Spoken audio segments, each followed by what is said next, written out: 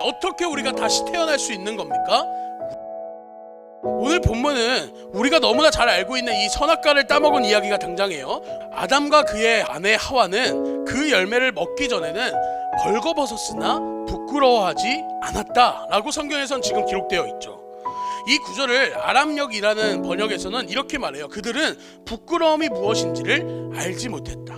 그들에게는 양심에 거리끼는 죄악이 전혀 없었기 때문에 비록 몸에 옷을 걸치지 않았음에도 불구하고 그들에게는 부끄러워할 이유가 없었다고 성경에서는 그렇게 표현해주고 있는 겁니다. 죄라는 것을 알지 못했던 그들이 하나님의 말씀에 불순종하자 그들에게 있었던 반응은 눈이 밝아져 벗었음을 안 겁니다.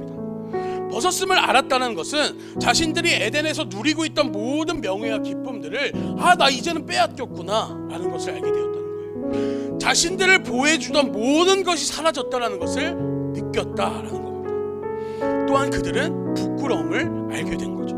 이것을 통해서 죄가 얼마나 수치스럽고 우리를 불안하게 만드는 것인가를 우리는 짐작할 수 있는 거예요. 그러니까 두렵습니다. 그러니까 무섭기 시작한 거예요. 그러니까 하나님을 피해서 숨는 겁니다. 하지만 그들은 너무나 어리석어요. 동산나무에 숨을. 왜 이것이 어리석죠?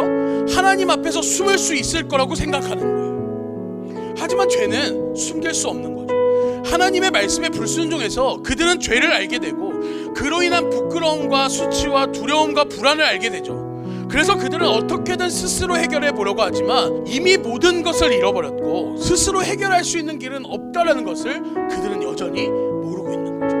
우리는 이렇게 하나님의 형상을 완전히 잃어버렸던 거예요. 죄로 인해 모든 것을 잃어버리게 되었던 겁니다. 그러면 이게 중요한 거죠. 어떻게 해결할 수 있을까? 어떻게 그 형상을 다시 회복할 수 있는 걸까? 9절에 보면 여호와 하나님이 아담을 부르시며 그에게 이르시되 내가 어디 있느냐.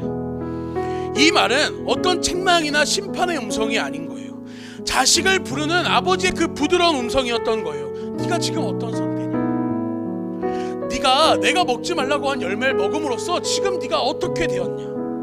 그 말엔 책망이나 분노가 섞여 있지 않아요. 내 자식을 향한 안타까움, 애정이 담겨 있음을 우리는 누구나 알 수 있을 거예요.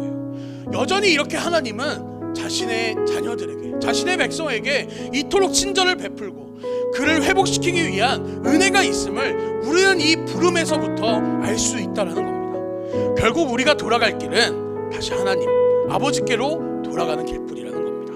예수님은 십자가에서 모든 죄를 짊어지시고 저를 위해 그리고 여러분 한 명 한 명을 위해서 대신 죽으셨습니다. 그 은혜와 사랑으로 우리는 다시 새로운 옷을 입게 된 거예요.